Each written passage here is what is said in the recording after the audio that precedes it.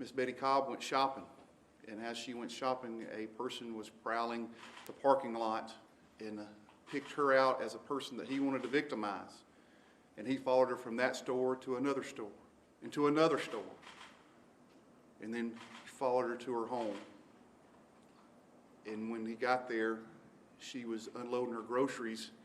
He attacked her, forcing her into the trunk of her vehicle and taking her to his home. An elderly woman was kidnapped by a man who left her bound in duct tape inside of his closet.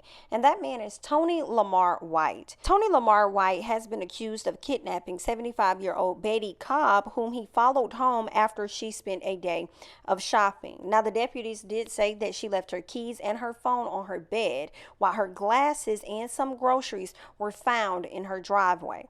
Now, Cobb was discovered later on that Monday after being kidnapped. She was found inside of a closet inside of Mr. White's home. Now, Tony Lamar was captured on Tuesday evening in Richmond, Kentucky.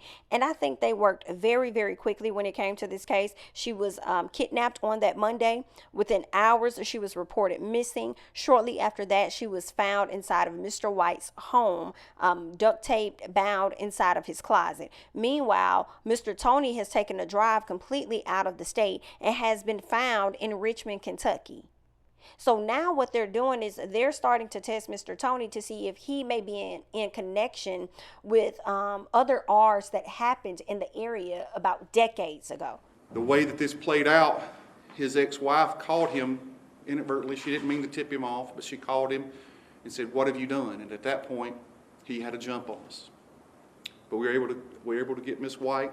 She was in his house, in a closet, duct taped and bound. Some of y'all that's been in the media for a while, in 2012, this is a composite drone of a man that followed a woman home from a local store in the northern part of Calhoun County, followed her home, same MO, and attacked her in rural Calhoun County. We have this man's DNA. It's never been a hit in the system. That was in July of 2012. In July of 2013, this same person attacked a woman in Mumford. We have DNA from that linked these two together. We will catch Mr. White. We will see if he is part of this same group, same person, because we do have DNA. Well, there you have it. It sounds like Mr. White has been up to some of his same tricks again, right? And I definitely agree with the sheriff. I do believe that this is not a one-trick pony. If you've done this at the big grown age that you're at, it's making me believe that you've done this before. You may be a repeat offender and they just have yet to catch up with you. Not necessarily sure, but what we can confirm and guarantee is that they are going to test his DNA against two different incidences that took place almost a decade ago. It will be interesting to find out later on whether or not he was indeed a match. And it's crazy because what I also learned about Mr. White is that he was a nurse that actually worked with elderly individuals. Now, isn't that something? He actually has a profession where he works with elderly people. And my question is, has anyone been violated that he's worked with? And then now you following somebody else home to violate them again? They might want to dig a little deeper when it comes to Mr. White.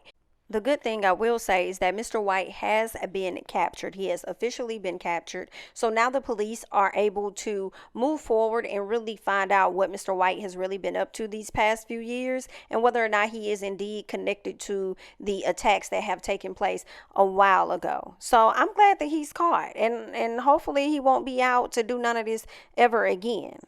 Kentucky State Police credited with putting an Alabama fugitive behind bars. KSP received a tip from the Anniston County Sheriff's Office that a fugitive could be passing through Richmond on I-75. That's where police say they found 47-year-old Tony Lamar White, who was arrested without incident. White is facing kidnapping and burglary charges. He's being held in the Madison County Detention Center awaiting extradition. But that's really all that I got. I just want to come to you guys real quickly to give you one of the latest trending news stories. Please be sure to leave your thoughts and comments regarding this situation down below. Don't forget to like the video and subscribe as well. That's all I got. I will catch you guys in the next one.